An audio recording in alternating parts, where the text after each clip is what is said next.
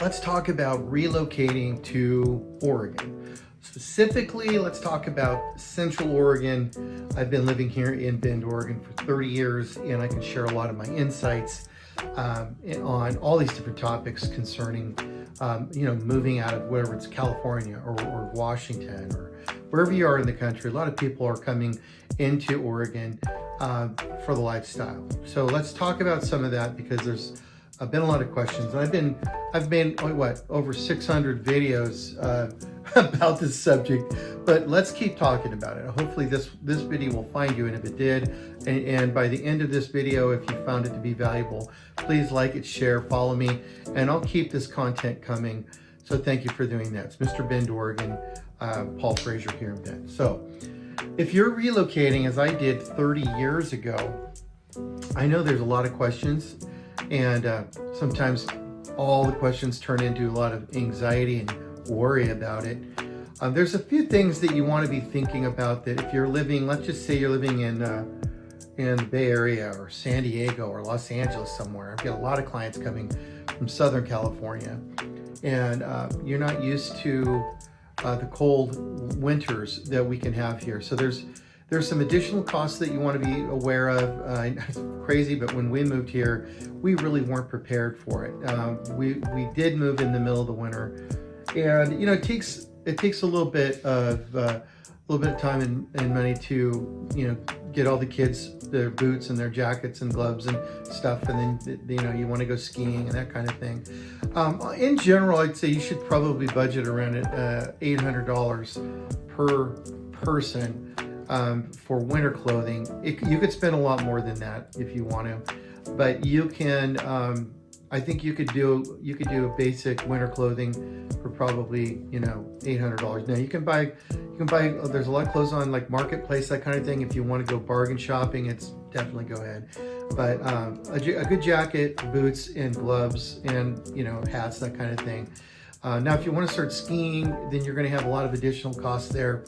Membership for skiing, but I'll tell you, you don't want to live in Bend and not be able to ski in the wintertime. All my kids grew up skiing, and you figure it out. Hopefully, you don't have a problem with the cost of it. I hope you can afford to do all the great things you want to do, but it's a lot. If it's just you, it's great, but if you have a family, you got to really start factoring this stuff in. The other winter things you want to be thinking about is the right winter vehicle. You're going to need an all-wheel drive vehicle, and you're going to need winter tires. So you're going to spend $1,000 on tires every several years, every couple of years, maybe 2 or 3 years. You buy a new set of tires. Most people here have 2 sets of tires, and they'll switch them out. So you're going to have to, if you don't already have the all-wheel drive vehicle, you're going to want to get the all-wheel drive vehicle. It's a must-have. So you want to factor that. Now, you will have some additional costs, like let's say you're in a neighborhood, if you're buying a home, the HOA generally takes care of the snow removal. And so you could spend anywhere from $50 a month to $150 a month on an HOA. There are a lot of neighborhoods that don't have HOAs, and so those, if we do have a bad winter, roads can get pretty rough. But if you have that figured out, with your HOA, then you can get in and out of your neighborhoods with no problem. This last year we had a pretty mild winter. I've had 3 winters here in Bend in 30 years that snow removal became a real bonus. Like if you had the snow removal, what a difference it would make getting in and out of your neighborhood. So that is a nice thing. You'll have to take care of your driveway and your sidewalk most of the time. So that's something you want to be aware of. In general, let me see what I've got here. I've made a few notes. I want to get into some stuff that summertime, it's beautiful in Bend and Central Oregon. We're going to have some weather we'll have a week or two where it'll be in the 90s, maybe cross into that 100-degree mark. But, not a lot of that. Most of the time it's 80s and cools off in the evening. That's typical. Sometimes in the last 4 or 5 years, we've been dealing with these fires everywhere, right? Canada, California, everywhere. So sometimes the smoke becomes a problem in the summer, but I'll tell you, for the majority of the years that I've lived here, that was never a thing. Once in a while there was a fire, but it was pretty rare. But nowadays, I think with the lack of managing forests, it can be a problem. But when it is, it's a problem everywhere. So it's really not just a Central Oregon problem, it's just a problem, period, everywhere. So that's something that's not just Central Oregon, but man, we wait all year, for that perfect weather, and we're biking and we're camping and we're on the river. And then if you have the fires, it's just a real bummer. So we always are hoping that we can manage that a little better. So in the summer here, if you've ever visited Bend, in the summer, the population doubles, essentially. People are vacationing here, and it can get crowded, and it's even gotten now to where we have some schedules, and you can't just go up and park where you want to in the mountains anymore. Like you have to have a pass for parking, that kind of thing. But it does make it better if you're going to be on the trails. You don't want it to be as crowded, so they're trying to manage that. Forestry is doing the best job they can there, but it can get crowded in the summertime. I've seen times where the Deschutes River was just absolutely full of people on kayaks and floaties and all, you name it. And it's kind of fun to see that, and it is a fun time when you're out there floating, but it's kind of shocking to see that many people in Bend. So downtown gets really busy, parking becomes a nightmare. And there's more traffic, and it's just the way it is, because Bend is such an incredible place to vacation, and the weather can be so beautiful. So be prepared for that if you're coming into Bend, between June and September. It's going to be pretty busy, and if you can try to rent a place near to downtown or wherever you're going to be, so that you can do more biking, because Bend is a bike town. We have bike lanes everywhere. Everybody's biking, and if you don't have to drive your car around, it just makes it better for everybody. So, I really recommend, if you're going to be visiting Bend, that you come in different seasons. Excuse me. Come in different seasons if you can, winter and summer. I highly recommend that. I already mentioned the car situation, so all-wheel drive car. In Bend, a lot of the areas around town, we have natural gas. Now I live rural, and we have propane at our house. We have electric, and we have a very efficient electric heating system. But if I could have had natural gas, that would have been my first choice. It's very affordable, it's clean, and it's nice to have the gas stove and that type of thing too. People ask me about schools. They'll say something like, "Well, we want our kids to go to the best schools." Well, yeah, everybody does, and fortunately, you can go online and you can look at the online data, and it's always seemed to be like this weird disconnect between the online data and when you actually talk to parents that have their kids in these schools. It's something I've often had a kind of a mystery, really. We don't have bad schools. We have good schools. My granddaughter goes to a private school, and my daughter is still paying to have her tutored at this really incredible tutoring place. It's expensive, but the tutoring is really awesome. And so you're going to a private school and you still need tutoring. So that's kind of terrible. But it's also, you want to do the best you can for your kids, but the public schools are pretty darn good. Have you seen Caldera High School? Wow, what a great campus. And there's, on the other side of town, you've got Summit High School. So we have 4 high schools in Bend. I don't know what the new count is on elementary schools, but you can do your research. I also recommend, if you're coming into town, if you have time, to schedule interviews, to walk the campuses, the different schools, interview the principals, and get a feel. Join the local Facebook groups. I Love Bend, Oregon is a good one. And ask questions. And there's so much feedback you can get on the Facebook groups. I highly recommend it. But we don't have bad schools. We have good schools, and we don't have a lot of crime. And we don't have trashy, rundown schools. We have great teachers. And it doesn't matter what school you're at. You're going to have different different levels, economic statuses, and things. All over town. You might even be over on the west side, which is the more expensive part of, real estate wise of Bend. However, in that school, you have, kids from all different economic status, families that are, in different places.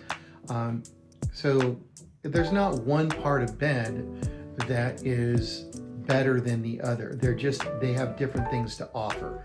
I'll give you an example. I live on the east side of Bend on 5 acres, and and I love it. I love the privacy. You feel like you're out, in the country, and you are. But I'm 5 minutes from, everything. 5 minutes from Safeway, and restaurants. I'm 10 minutes from downtown. So there, it's on the west side. You're closer to the biking trails and the high lakes and stuff. It's easier access to those things, but it's also more congested. It's tighter, it's smaller lots. So, if you're not sure what part of town, probably the best thing to do would be, book a call with me and let's talk about it and give you all the details so we can go deep dive. So there's that huge difference in the area from rural properties to downtown area, or the high density areas. There's a little of everything in Bend. So if you're wanting that, I've done it all. I've lived on all 4 corners of Bend and even Redmond for years. And Redmond is one of those overlooked little towns. It's 15 to 20 minutes from Bend. There's some beautiful neighborhoods, sunsets, schools. And if you're even closer over to the west side of Redmond, you could even get into like the Pumelo schools or sister schools. So put that on your list and check out the real estate in Sun River, or in in Redmond, which is also where the airport is, and Redmond is also where our Deschutes County Fair is at as well. So Redmond is actually dead center of Oregon. It's like very central. And the sunsets are beautiful there. The elevation's a little different. The mountains are a little different. And the right spot, the views there are spectacular. So that's a thing too. Now I could wander around all over the place, with general, different things. I would say in general, housing here is 15 to 30% less than California in general. These are, I know these are just generalized numbers.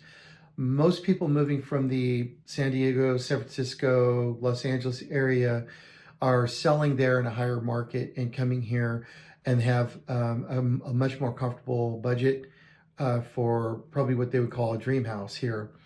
So average, the median price in Bend is over 850,000. You can find you could buy a nice new home. Just closed one a couple days ago in a new subdivision on the east side of Bend for $630,000.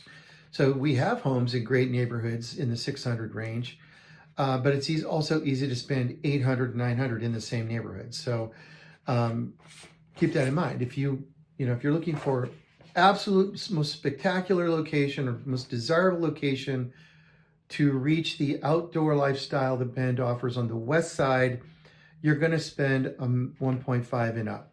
That's what you should be budgeting and looking at, and to have a lot of nice options. No sales tax in Oregon, so that's nice if you're spending a lot of money. The state income tax is 4.75 to 9.9, so that in that range. Property tax average about 1%. So, and I've got a good video that really goes into deep dive here in Bend on property taxes. If you want to reach out to me, I'll get you that. I talked about the winter costs, and some of these, some of the comparisons to Washington are similar to California. Now, I'm not going to go deep dive into moving costs, but estimated moving costs for 1,000 miles, you can figure, full service move, 3-bedroom house, $6,000 to $9,000, 1,000 miles. So that'll get most of you here from California or Washington. You can do a partial load, like you can get some help down there, 3,000 to 5,000, and then I can help you with moving companies that will help you unload up here if you want to drive your own truck up, something like that. So you can ship a vehicle for about $1,300 from Los Angeles to Bend, and I would be booking 6 to 8 weeks, probably more like 3 months in some cases, if you're in the middle of the summer, if you're going to, get your moving trucks booked. And I know it's stressful when you're having to lock in those dates, but really that's what it takes. So yeah, Redmond is, I'm telling you, the same money in Redmond will get you quite a lot more house. And if you don't have to be in Bend every day, it's worth looking at, so that same 600,000 in Redmond can buy you a 2,500 square foot home, newer, nice neighborhood with amenities and a 3-car garage.